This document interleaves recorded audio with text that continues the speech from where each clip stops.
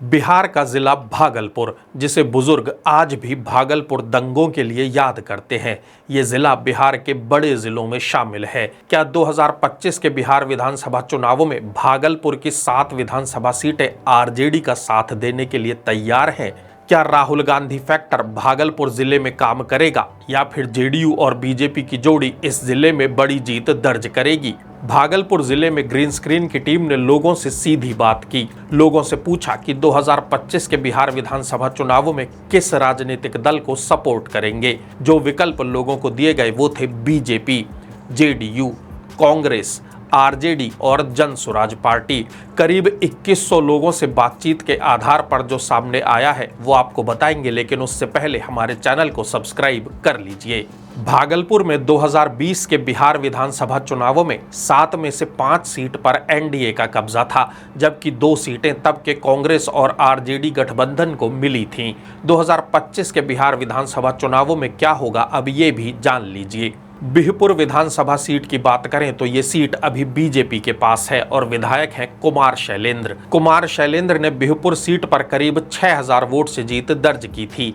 2025 के बिहार विधानसभा चुनावों में बिहपुर सीट बीजेपी के हाथ से निकल सकती है और इस सीट पर आरजेडी को जीत मिल सकती है। बात करें नाथनगर विधानसभा सीट की तो इस सीट पर आरजेडी के अली अशरफ सिद्दीकी विधायक है। 2020 के बिहार चुनावों में अली अशरफ को 7700 से ज्यादा वोट से जीत मिली थी, जबकि दूसरे नंबर पर रही थी जेडीयू। लोगों के मुताबिक 2025 के बिहार विधानसभा चुनावों में अली अशरफ सिद्दीकी को हार मिलती हुई नजर आ रही है और नाथनगर विधानसभा सीट पर जेडीयू की जीत हो सकती है। गोपालपुर विधानसभा सीट की बात करें तो इस सीट पर 2020 के बिहार चुनाव में नरेंद्र कुमार नीरज ने जेडीयू के टिकट पर चुनाव जीता था। नाम सुनकर कंफ्यूज मत हो जाइएगा, क्योंकि नरेंद्र कुमार नीरज को ही आप लोग गोपाल मंडल के नाम से भी जानते हैं। करीब 24,000 वोट के बड़े मार्जिन से नरेंद्र नीरज ने जीत दर्ज की थी और 2025 के बिहार चुनाव में भी गोपालपुर सीट जेडीयू के पास ही रहने की पूरी संभावना है।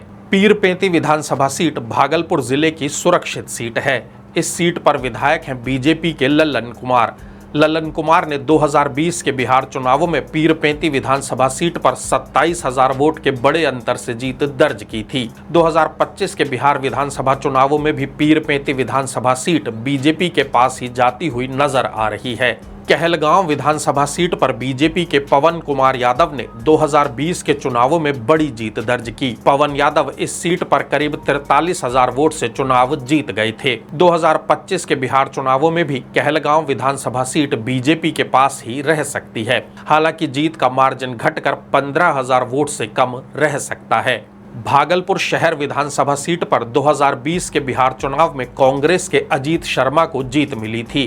हालांकि जीत का मार्जिन सिर्फ 1100 वोट था। 2025 के बिहार चुनावों में भागलपुर शहर सीट इंडिया गठबंधन के हाथ से छिटक सकती है और इस सीट पर बीजेपी को जीत मिलती हुई नजर आ रही है। सुल्तानगंज विधानसभा सीट पर 2020 के बिहार चुनाव में ललित नारायण मंडल ने जीत दर्ज की थी। ललित नारायण मंडल ने जेडीयू के टिकट पर 11,500 वोट से जीत पाई थी।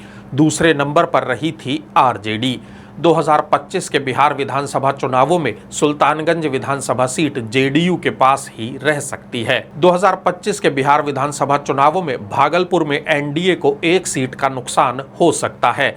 माना जा रहा है कि 2025 के बिहार चुनाव बेहद कड़े होंगे और इन चुनावों में जीत हार बेहद मामूली अंतर से तय होगी। बिहार की गद्दी हासिल करने के लिए तेजस्वी यादव हर मुमकिन कोशिश कर रहे हैं, जबकि बीजेपी और जेडीयू भी अलग अलग रणनीति के साथ चुनाव मैदान में उतर रहे हैं। हालांकि अब तक उन्होंने अपने पूरे पत्ते नहीं खोले हैं। बिहार चुनाव से जुड़ी सटीक जानकारियों के लिए हमारे चैनल को सब्सक्राइब कीजिए, वीडियो को लाइक और शेयर करते रहिए और कोई सुझाव है तो कमेंट बॉक्स में जरूर लिखिए।